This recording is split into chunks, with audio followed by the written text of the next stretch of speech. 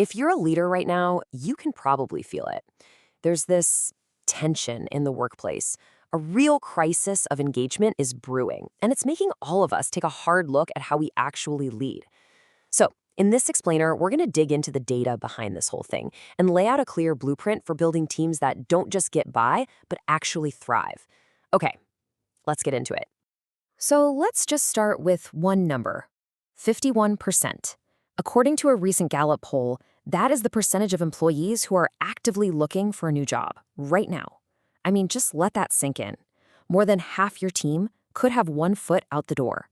That's a huge, huge number, and it points to a much bigger problem. And here's that problem. We are officially at a 10-year low for employee engagement. Gallup has actually given this whole era a name. They're calling it the Great Detachment.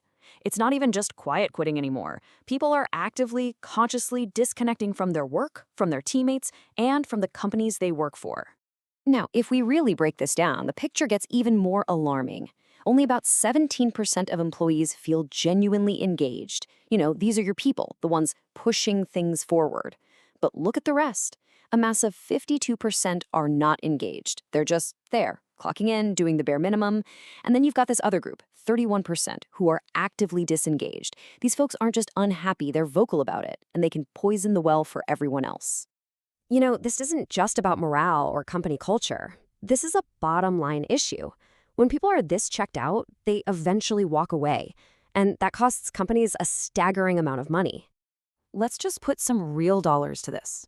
The cost to replace just one employee can be anywhere from half to double their yearly salary. So think about an employee making, say, $80,000 a year.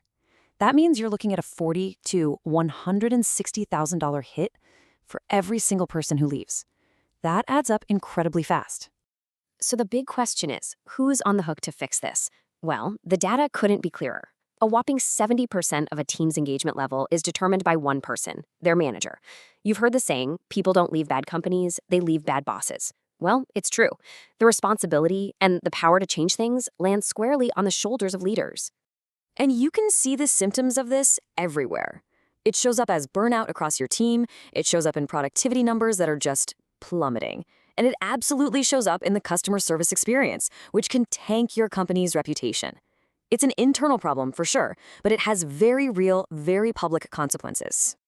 All right, so now that we get the scale of the problem, we need to get to the root cause. So let's talk about what actually makes a team work. What are the fundamental differences between the teams that win and the ones that just fizzle out? I mean, it really does boil down to this one question, right? What is that secret sauce? What is it that makes some teams just click and achieve amazing things, while other equally talented teams just spin their wheels and go nowhere? Well, the difference really comes down to 5 key things.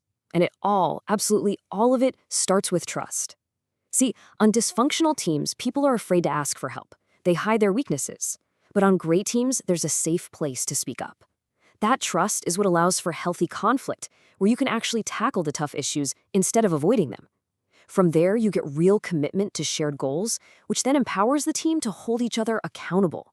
And when all those pieces are in place, that's when you get extraordinary results. It's like a ladder, you see, and trust is the very first, most critical rung. Okay, so if trust is that foundational rung, what's the actual blueprint for building it? Well, the answer is a concept that researchers have found is the #1 predictor of a successful team, and it's called psychological safety. Professor Amy Edmondson actually coined this term way back in 1999. Psychological safety is simply that shared belief that you won't get punished or humiliated for speaking up. It means you can share an idea, ask a question, raise a concern, or even admit a mistake without fear of being shut down. It's feeling safe enough to take a risk. And it's not like a light switch, it's not just on or off. It's more of a progression. It starts with inclusion safety, that basic human need to feel like you belong. Then you move to learner safety, where it's okay to ask questions and say, I don't know. After that comes contributor safety, where you feel you can actually use your skills and make a difference. And finally, the highest level, challenger safety. This is where you feel safe enough to challenge the status quo, to say, hey, why are we doing it this way?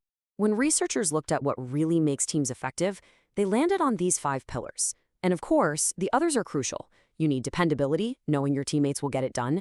You need structure and clarity. Everyone knows their role. You need meaning, a personal connection to the work. And you need impact, believing your work matters. But what they found was that psychological safety was the foundation for everything else. It's the soil that allows the other four pillars to grow. Without it, the whole thing falls apart. So what's the payoff for all this work?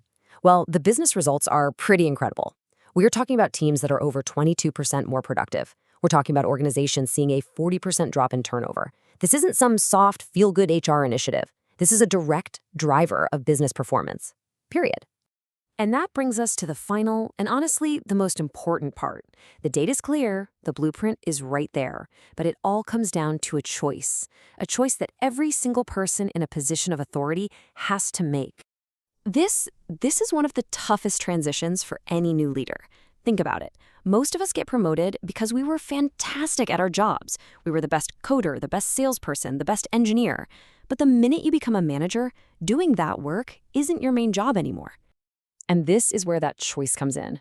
Are you going to be a transactional manager? One who basically just keeps score, asking, "What have you done for me lately?" That approach absolutely destroys trust. Or are you going to be a transformational leader? Someone who operates from a place of belief, who tells their team, "I have your back." That is how you build the trust that unlocks everything else. I love this quote from Andy Stanley. It really says it all, doesn't it? If you don't create that safe environment where people feel like they're actually being heard, they will just stop talking. And you'll be left making decisions in a vacuum, surrounded by silence, right when you need ideas the most. So let's just say this one more time, because this is the absolute core of it all. Your job is not to do the work. Your job is to be responsible for the people who are responsible for the work.